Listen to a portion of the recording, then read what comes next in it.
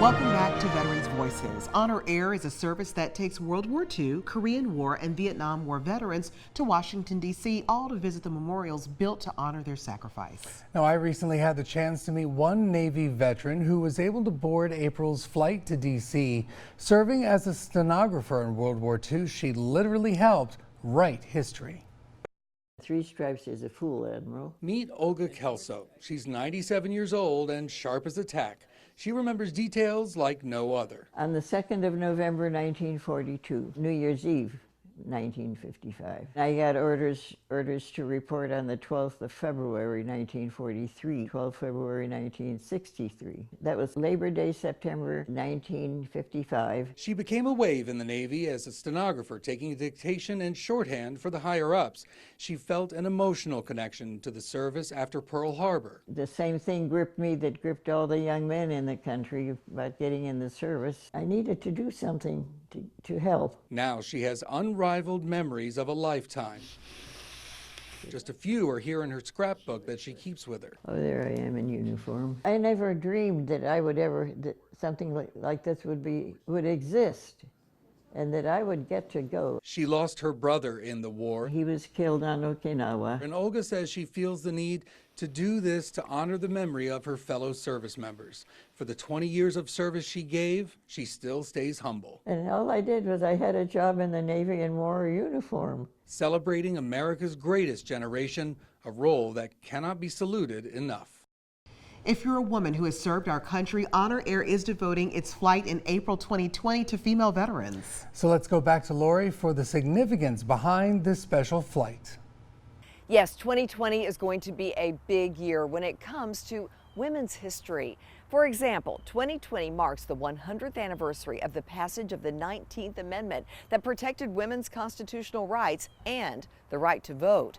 Women have been included on past Honor Air flights, but the one coming up in April is devoted entirely to female vets. We're going to take up to 130 women to get to see their memorial, and it is amazing. Honor Air Knoxville is now taking applications for the women's flight. Just go to honorairknoxville.com. Every day, memories of the Second World War disappear, and sadly, for members of our younger generation, the triumphs and the terrors of the war are really just ancient history. Well, the men and women who fought and won the great conflict are now at least in their 90s. Some are older, and we're losing them every day. But as Don Deere shows us, those who are laid to rest are remembered for their noble service. On November 1st, a full military service was carried out to honor the sacrifices made so many years ago by World War II and Korea War veteran Ford Settle. The rotunda at the East Tennessee Veterans Cemetery was full with family and friends, paying tribute to the 95-year-old country boy who grew up during the Depression and joined the Army shortly after Pearl Harbor. My father instilled a lot of respect, honor, duty, and continues on today. In 1944, Ford Settle was at D-Day +2. There would be more European campaigns and Korea, then retirement from the Army after 22 years of service. We met 1953 in London, England. Like many World War II veterans, Ford met Mary Ann while stationed in Europe after the war. They married and had 4 children.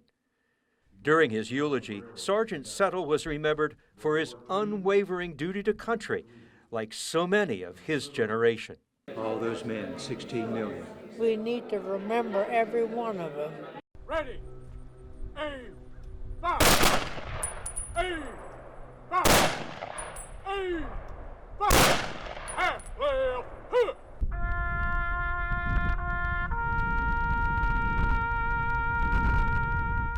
Statistics from the U.S. Department of Veterans Affairs record there were 16 million World War II American veterans.